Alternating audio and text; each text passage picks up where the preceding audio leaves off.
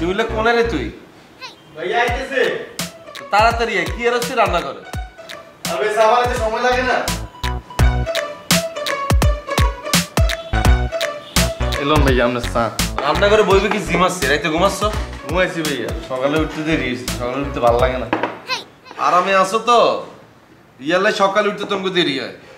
দৌড়ের মধ্যে থাকতে মানুষের মতো, তাহলে সকাল 6টা বাজে ঘুমে তো রোডে দৌড় দিতে। বাবা তুই বুয়া লইতে না না? তুই থাকতে বুয়ার কিতাম লই, মানে সাবানো লেখান বুয়া দরকার আছে নি? এক কামই তো আই করি ভাইয়া। আর নিজেরাই দাঁড়াইতাম না, কিছু একটা করতাম না। তোর ট্যাঙ্কি ভাঙি গেছে নি, তুই তো নিজের পায়ে আসছিস। আরে ভাইয়া হেটা না, ব্যবসা বাণিজ্য চাকরি বাকরি কিছু একটা করতাম না। সব করবি, এটা সময় বলে দিব তুই কি করবি। যেদিন তুই নিজের ঠ্যাঙ্গে তুই পুলিশের জুতো খুলিয়া লেবি, সেদিন ধরে মনে করবি তুই নিজের পা দাঁড়ায় গেছিস। কি বললেন ভাইয়া? এটা তো আর আবেগ, পুলিশের জুতো আলম যাইতো না ভাইয়া।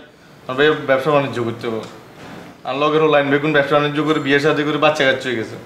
আরও ভাইয়া বিয়ে শাদি করতে হবে, বাচ্চা কাচ্চা লইতে হইব না। বাবালা বাচ্চা কাচ্চা লইবে তো হাঙ্গা বইব। তোর বন্ধু বান্ধব কিন্তু চাকরি করে, এলে বউ হাইলতে ইতেছে।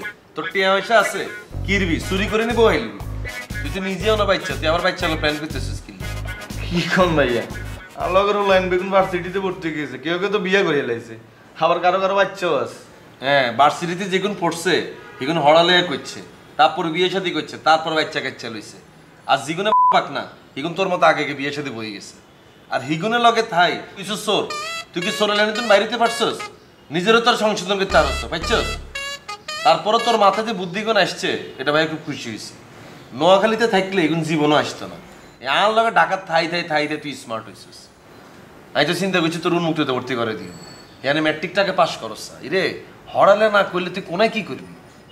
ওগা পিওনে চাকরি করতে গেলে তো শিক্ষাগত যোগ্যতা লাগে। ভাইয়া চাকরি রেডি আছে, আপনি রাজি কি থাকলে আমি চাকরি করতাম। কোনো তো চাকরি রেডি আছে, বাচ্চু বেরিয়ে এনে লগে আসি .com-এ। মানে হ্যাঁ তো এক বাট পার, তুই আরেক বাট পার, এক বাট পার আরেক বাট পার আন্ডারে চাকরি করবি কেন? এই ধান্দাবাজি চাকরি এগুন করে কি দিবি? হ্যাঁ ভাইয়া হাতে মানছে তো আনবো, আমি হাতে আমি কোন আনবো। হ্যাঁ রে শিমুল, মানছে তো টিয়া খাওয়া এত সহজ? তুই মানছের টিয়া খাইবা আর মানছে তোমার শাড়ি দিব? দর মানছে তোর শাড়ি দিল, মানুষের বদয়া লাগতো না? মানুষের ক্ষতি করি দুনিয়াতে কিছু করণ যেত না। আগে আমরা যা করছি জীবনে এগুন সব বলি যাবি। যতদিন আগাইব নিজের তত ধীর করিয়া লেবি, স্থির করিয়া লেবি, ভদ্র বানা লেবি। তোর ভাই বলতে তুই উন্নতিতে ভর্তি হয়ে যা, হড়ালে একটা কর। তুই খালি আরে হড়ালে একটা করি দেখাচ্ছা, বাদ বাকিটা তোরে কোনায় কি করতে হইব এটা তো তোর ভাই কাবিলা আছে। তুই টেনশন করস কিনলে?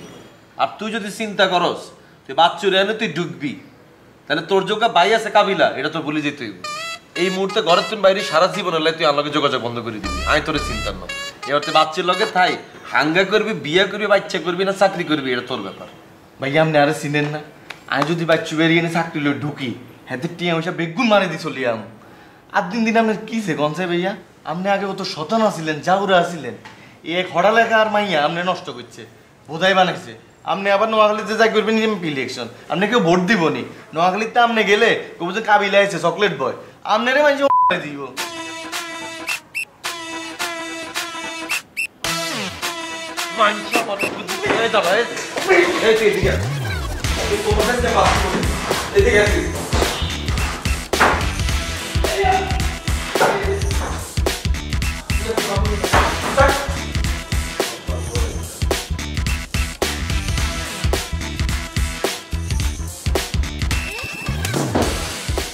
আজকে তুই বাথরুম তুমি বাইরে হবি না।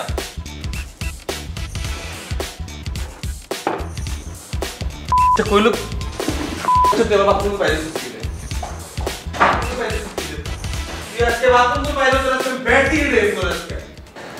আচ্ছা, তোমার কি এতই টাকার দরকার ছিল? টাকার লেগে তুমি ছাদটাও ভাড়া দিয়ে দিচ্ছ। এই ছাদে আমরা মাঝে মধ্যে বইতে পারতাম, এখন আর এটা পাওয়া যায় না। কত এবারে ছাদ বাড়া দিছি দেখি তো ছাদটা এত সুন্দর করে সাজাইছে, আর তোমারও এই ছাদে বইয়া থাকবার মনে করে, বুঝছো? এর আগে কি ছিল? ছাদটা ছিল একটা গোডাউন, ইবা আইসা এত সুন্দর করে সাজাইছে। কাকা আসসালামু আলাইকুম। কাকা আমরা ডাকছিলেন? ডাকছি তো। আরে পানির ট্যাঙ্কের ভিতরে তো ময়লা জমে গেছে গা, কল খুললে খালি ময়লা বের হইতেছে। আজকে তুমি পানির ট্যাঙ্কটা সাফ করো। যাও। কাকা ট্যাঙ্কিতে ময়লা জমলে পরিষ্কার তো করতে হইব, ছাদেও কিন্তু অনেক ময়লা কাকা, ওগুলোও পরিষ্কার করতে হইব। এটা আবার জিগানির কি আছে? ময়লা তোমার চোখে বাচ্চা পরিষ্কার করে দিবা। কাকা যেহেতু বলছেন তাহলে পারমিশনটা লই লই। কি পারমিশন? কাকা জোয়েল ফুপা আছে না, জোয়েল ফুপা প্রত্যেকদিন সন্ধ্যার সময় ছাদে এসে খায়। কে? কাকা জোয়েল ফুপা প্রত্যেকদিন সন্ধ্যার সময় ছাদে এসে খায়। আপনারা খালি আমার পারমিশন দেন, লাঠিতে বিলি থেকে বাইর করে দিব। একটা চটকা না দিয়ে দাঁত ফালাই দিব। জুয়েল কি হয়? আমার ননদের জামাই, আমার আত্মীয়।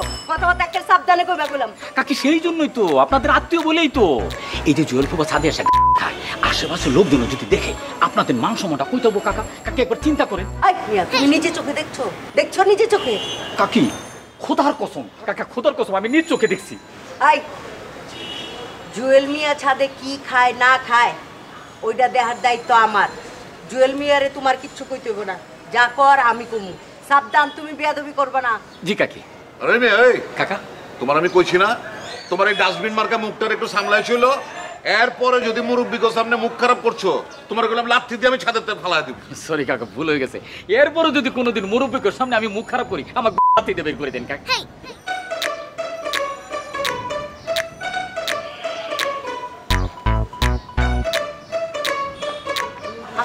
আস্তা বিয়াদব, বুঝছো? কাবিলা ঠিকই কয়। কাকি কাকি, আপনি কিন্তু সন্ধ্যার সময় ফ্রি থেকে আজকে জুয়েল ফুপারে খেলা দেখে। যা বেটা, কালকে পরিষ্কার করতে যা।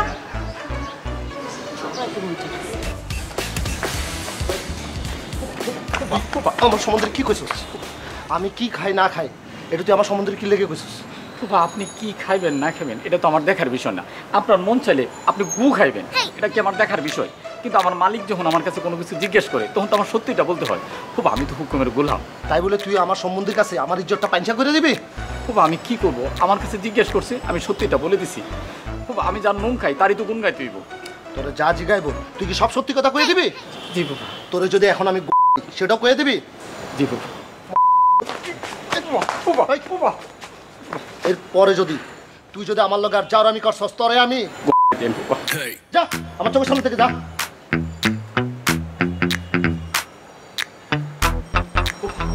ফুপা আরেকটা তো আকাম করে ফেলাইছি। কি আকাম করছিস? ও আমি জোশের চোটা কাকারে কইছি সাথে সিসি ক্যামেরা লাগাই দিই।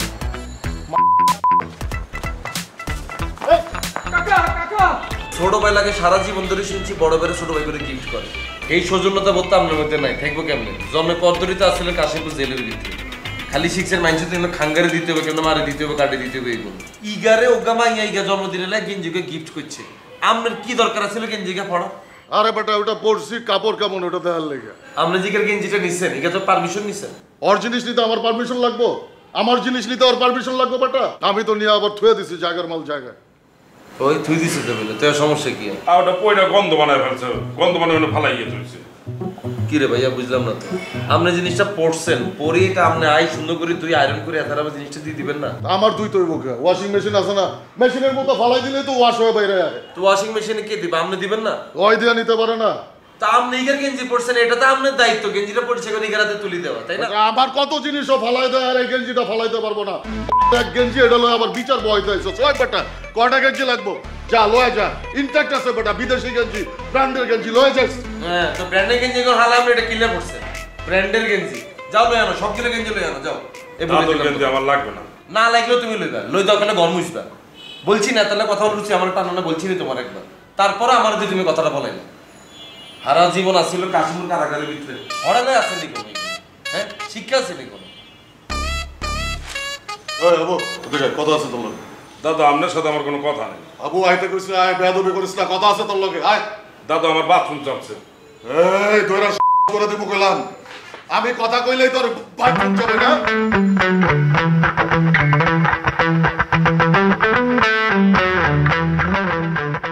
লাগাও না আরো জোরে ব্যাচেলার পার্টি সং, লাগাও না আরো জোরে ব্যাচেলার পার্টি সং।